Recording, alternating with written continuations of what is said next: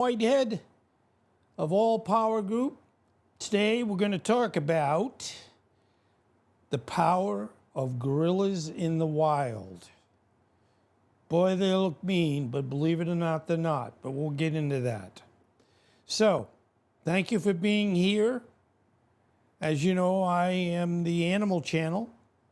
I love doing what I do in the sense of highlighting animals. They are the best of the best, and they should be recognized for how exciting they are to learn about. And as I've said in these presentations, I know a little bit about a lot of things, but when I do these presentations, I have to learn a lot about that one thing. So it's really, really good for you. Okay, let's start out. There are two species of gorillas, each with two subspecies. First one is the eastern gorilla, eastern lowland gorilla, found in the forests of the Democratic Republic of Congo. The next one is the mountain gorilla, found in the Virunga volcanic mountains of Central Africa within 3 national parks: Megahinga, Bwindi, which is Uganda, and the Volcanoes, which is also Rwanda. Also, we have the western gorilla. You have the east and you have the west. I don't know what happened in the north and the south, but that's okay. Okay, the two western gorillas are known as the western lowland gorilla, the most numerous and widespread species found in the forests of West Africa. Okay, now we have the Cross River gorilla, found in a small region along the border between Nigeria and Cameroon. Okay, physical characteristics. The size, gorillas are the largest of the great apes. Males known as silverbacks, due to silvery hair on their backs, can make sense, can weigh up to 440 pounds, or in the metric 200 kilograms. By the way, you won't be tested on this, but if you want to go calculate kilograms to pounds, in this case you take the 200 and you multiply it by 2.2. That will give you the actual pounds weight. They stand up to 5.6 feet tall. That's 1.7 meters tall when on 2 legs. Females are generally about half the size of males. Now, their appearance. Gorillas have a robust build with broad chests, long arms, and slightly hunched posture. So if you meet a gorilla, whatever you do, if you're there with them by yourself, don't tell them to stand up straight, because they're definitely not going to like that. So let them stay a little bit hunched over, like us old people get anyway. Their faces are characterized by large nostrils, able to breathe better, flat noses, they're not boxers, and expressive eyes. They have thick, coarse fur that can vary in color from black to brownish gray. Now, their behavior and social structure. Social groups. Gorillas live in groups called troops. Remember F troop? I, I show my agents some of these things. Or bands, typically led by one dominant silverback male. The troop may include several females and their offspring, and sometimes younger males. All right, communication. They communicate through a variety of vocalizations, gestures, and facial expressions. Chest beating, grunts, and hoots are common sounds made by gorillas. When they're that big, that strong, they can sound like anything they want to sound like. Don't even argue with them. So, by the way, now getting into their diet, the gorillas are primarily herbivorous, consuming leaves, stems, fruits, and bamboo. Occasionally, they may eat insects. I guess that's, kind of a Saturday night treat. They spend a significant amount of time foraging and eating. We do the same thing, I think. Okay, the habitat, locations.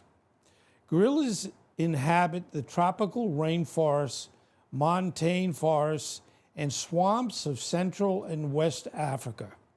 Their range is determined by availability of food and suitable habitat. Anyway, as I said yesterday, when it's live, it's live. You got to keep going. So anyway, getting back to the program, conservation status, gorillas are classified as endangered or critically endangered, depending on the subspecies.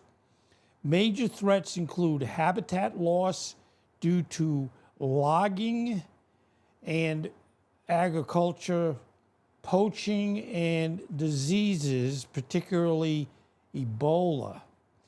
Back in, it was 2002, somewhere around the pandemic, my wife and I, my wife 24, we were going to go on a cruise.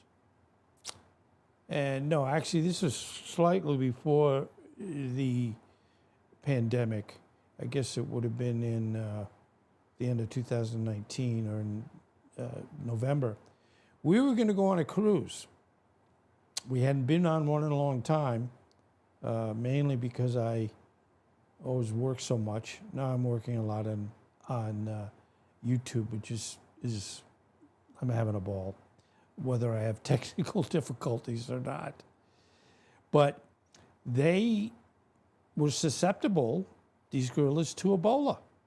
And we canceled that cruise because, I don't know if you remember, but in the United States, we had some Ebola in certain locations, as I remember, more related to Texas.